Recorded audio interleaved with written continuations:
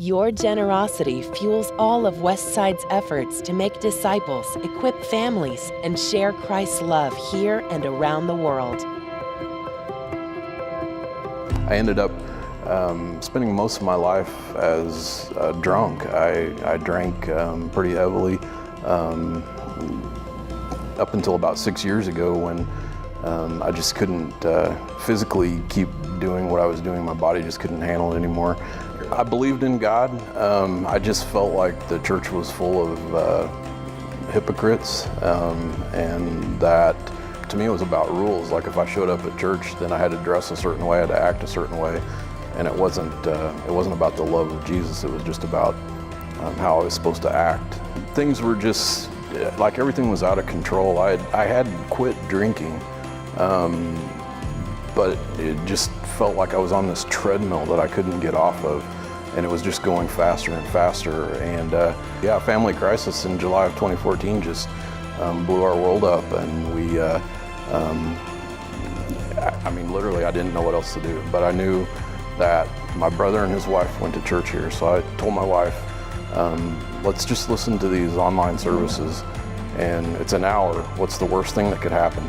And so we started watching the service online, and by September of 2014, my wife and I both just got down on our knees and just asked Jesus to come into our lives. And I knew that little slogan that Westside had called All In, and so I was like, that's what we prayed. Like, we're just gonna go all in, Jesus. If we're gonna do this, we're going all in. And I think one of the things that I remember sticking out clearly was the pastors talking about, you don't have to change to come here. We're not asking you to change. Just come and let's see what Jesus does. It was like liberating, because I don't have to fix anything. I don't have to come here perfectly.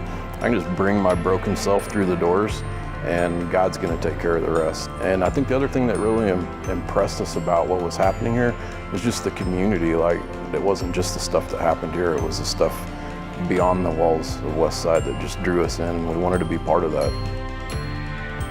So the next steps were just, we joined a life group. We started volunteering. We're on the First Impressions team. We do Get Connected as table hosts.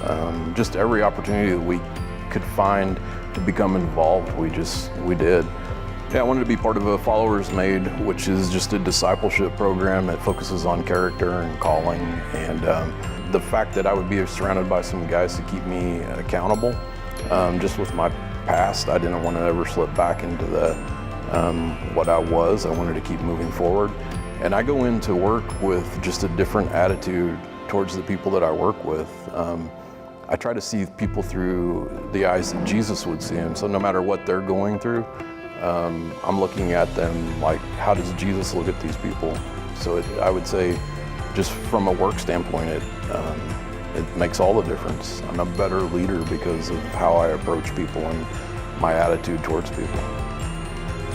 Being able to walk alongside guys and followers, maybe being able to walk alongside families with our Lifeline, it's incredible to see God just work in people's lives and change them from what they are to something so much better. It would have been a very hard road to get where I'm at right now, spiritually, without Westside and the people here to just invest in me. I am an amazingly much better person than what I ever could have imagined. God has changed me from the inside out. I love Jesus, absolutely. You helped make these blessings possible through your faithful giving. Thank you.